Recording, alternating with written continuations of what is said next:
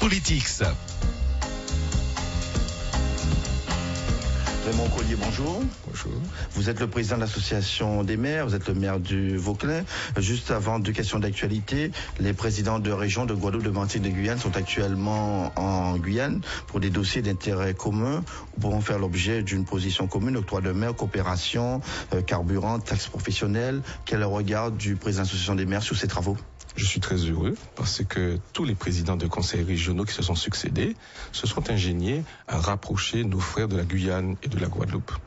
Et c'est une excellente chose dans la mesure où si nous ne sommes pas capables de coopérer avec nos frères et sœurs de la Guadeloupe et de la Guyane, je ne suis pas très sûr que nous parviendrons à coopérer avec les autres.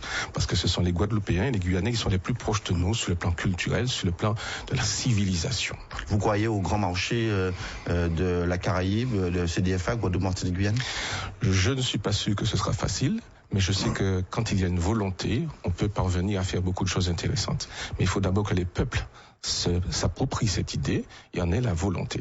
Alors une question maintenant politique qui vous concerne. Alors fini la fédération socialiste de la Martinique, on vous a quitté pendant les régionales, vous avez démissionné. Vous êtes où maintenant politiquement ? Je n'ai pas changé, je suis toujours socialiste de cœur.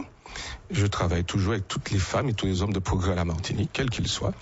Quel regard vous avez sur les premières réalisations, les premières réunions de l'équipe Letchimi ? Il faut leur donner le temps de travailler. Je vois qu'il y a un esprit d'ouverture qui est annoncé. Je m'en réjouis et j'espère que les fruits passeront à la promesse des fleurs. Alors on revient maintenant à l'association des maires, donc vous êtes le président, vous êtes aussi le maire du Vauclin. Toute première question sur l'association, c'est quoi maire en 2010 ? Ça affrontait beaucoup de réalités ? Et de plus en plus, des fois quand nous nous retrouvons, quand nous discutons entre nous, on se dit des fois, c'est Mounfou qui a fait ça. Parce qu'il y a tellement de contraintes de tous ordres qu'il faut vraiment aimer sa commune, il faut vraiment aimer sa ville pour continuer à travailler dans ces conditions-là. Nous sommes dans un contexte extrêmement difficile. Il y a le fait que l'État lui-même est en situation de déficit. Le Premier ministre a dit il y a quelque temps qu'il avait hérité d'un État en faillite. Aujourd'hui, c'est autour de 150 milliards d'euros de déficit de l'État.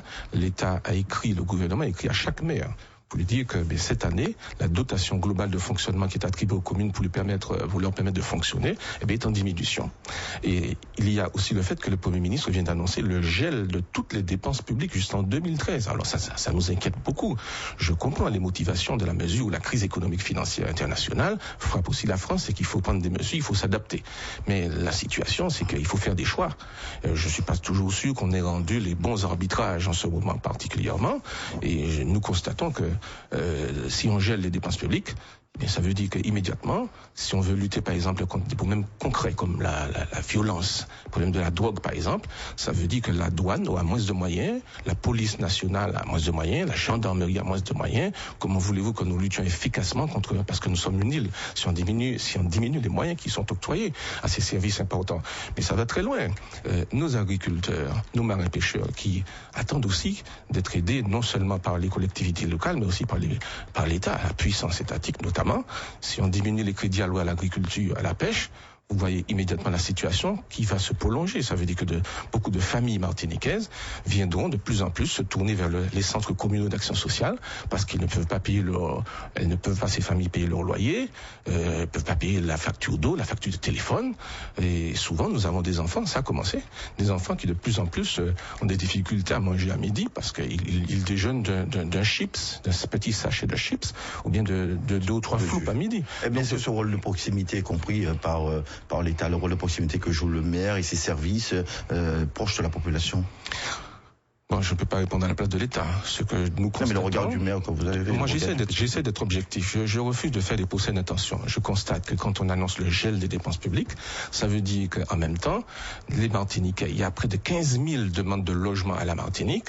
Les opérateurs sociaux ont fait des opérations pour le compte de l'État depuis bien des années. Et les opérateurs sociaux, ils attendent depuis de nombreuses années que l'État leur rembourse, en fait, les sommes que l'État leur doit. Eh bien, ça veut dire que si on ne pourra pas faire les centaines de logements sociaux que nous attendons, que les Martiniquais attendent. Oui. Ça veut dire que nous sommes dans une situation extraordinairement difficile et ça risque de durer. Les services de l'État sur lesquels nous comptons, s'il y a moins de fonctionnaires, s'il y a moins de moyens attribués aux services de l'État... À long terme, sur le goulot des environnements. Mais pas à long terme, ça a commencé aujourd'hui. Nous voulons par exemple construire des logements dans les communes. Eh bien, il y a ce qu'on appelle les PPR. les plans de prévention des risques qui sont nécessaires, qui sont essentiels. Mais il y a des schémas d'aménagement parce qu'on ne peut plus construire nulle part. Sur les flancs des mondes, c'est en zone rouge. Sur le littoral, il y a des risques, il roule cyclonique, inondation. Il faut pas construire sur les terres agricoles. Il faut pas construire les espaces naturels. On se demande comment nous allons faire aujourd'hui pour accueillir des logements, pour accueillir aussi des zones artisanales, des zones industrielles. Il y a un vrai problème. Et nous avons besoin de l'accompagnement des services de l'État qui sont de plus en plus dépouillés par les ministères de tutelle. Alors nous arrivons à la taxe professionnelle qui est aussi une manne financière non négligeable pour les communes. Elle a été réformée depuis l'année dernière suite à une déclaration de Nicolas Sarkozy. C'est la 60e fois que cette taxe professionnelle subit des modifications. Les communes reçoivent donc de la compensation de leurs recettes fiscales sous la base de 2009. C'est une législation qui permet de tenir cette année, mais il y a des inquiétudes à long terme. Mais les inquiétudes, c'est d'abord à court terme, parce que l'État nous annonce qu'il va compenser. Mais nous sommes très inquiets parce qu'au moment où nous parlons, l'État doit au Conseil général environ 47 millions d'euros. Donc s'ils ne sont pas en mesure d'assurer leur dette à ce niveau-là, comprenez bien que les communes soient très inquiètes. On se demande comment l'État fera, alors que depuis longtemps, il n'est pas en mesure de rembourser ce qu'il doit au département et à la région. Mais la recette dont vous parlez, la taxe professionnelle, c'est une recette qui est principalement utilisée aujourd'hui par les communautés de communes, les communautés d'agglomération, pour réaliser un certain nombre d'équipements, d'infrastructures pour les communes. Mais malheureusement, si cette recette diminue, à l'instar de ce que j'ai cité tout à l'heure, il y a l'octroi de mer qui diminue, il y a la dotation globale de fonctionnement qui diminue. Les communes sont dans une nasse. Les communes sont dans une nasse. Elles sont d'autant plus dans une nasse que l'État nous impose un certain nombre de charges directes ou indirectes. Un exemple, lorsque l'État crée des emplois de fonctionnaires, eh bien l'État prévoit des dotations pour accorder à ces fonctionnaires dans les services de l'État une augmentation de salaire de 40%.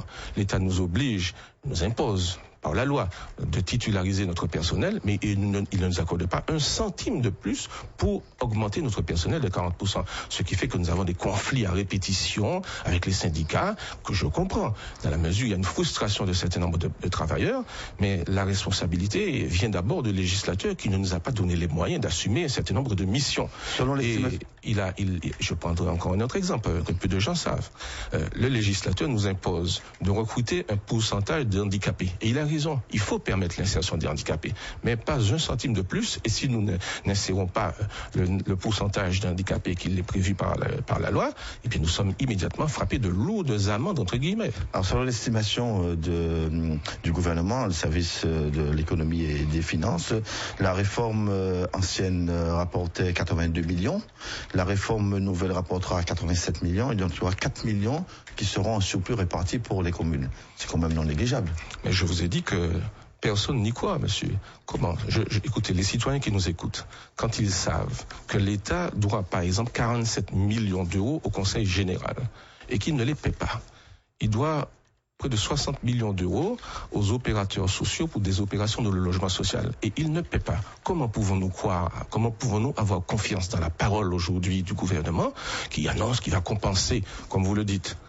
Et nous attendons voir, et je vous assure que nous sommes très inquiets lorsque nous entendons le Premier ministre annoncer le gel des dépenses publiques. Ça veut dire qu'en franc constant, en tenant compte de l'érosion inflationniste, en vérité, les crédits vont diminuer. Les personnes âgées qui attendent, qui espèrent, avec juste raison, une augmentation même minime de leur pension, eh bien, ils vont attendre encore très longtemps. Voilà la situation dans laquelle nous nous trouvons. Oui, ça veut dire que l'État va continuer à recruter. Il avait annoncé qu'il allait recruter un fonctionnaire sur 2 dans ses services. Eh bien, ça va continuer, ça va même s'amplifier. Ça veut dire qu'il y aura encore plus de chômeurs à la Martinique.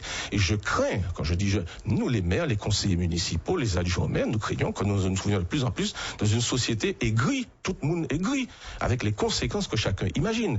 Je ne souhaite pas voir les Martiniquais descendre par dizaines de milliers dans la rue, mais il semblerait que l'État, qui est autiste, le gouvernement est autiste, et seulement quand il y a des manifestations comme ça qu'il commence à comprendre alors s'il faut que les maires invitent les Martiniquais à se rassembler demain de manière pacifique, parce qu'il ne faut pas toucher à l'outil industriel, il ne faut pas casser l'économie martiniquaise, il ne faut pas toucher aux entreprises, il ne faut pas bloquer les entreprises, il ne faut pas détruire les entreprises et les emplois comme cela s'est déjà passé, produit dans le passé, mais s'il faut que les élus martiniquais montent au créneau en tête de la population, je crois qu'ils ne vont pas hésiter à le faire si cela est utile. Merci Raymond Collier, vous avez répondu à ma question, c'est quoi être maire en 2010? Assumer les multiples fonctions avant projet de territoire et aussi assurer le développement économique.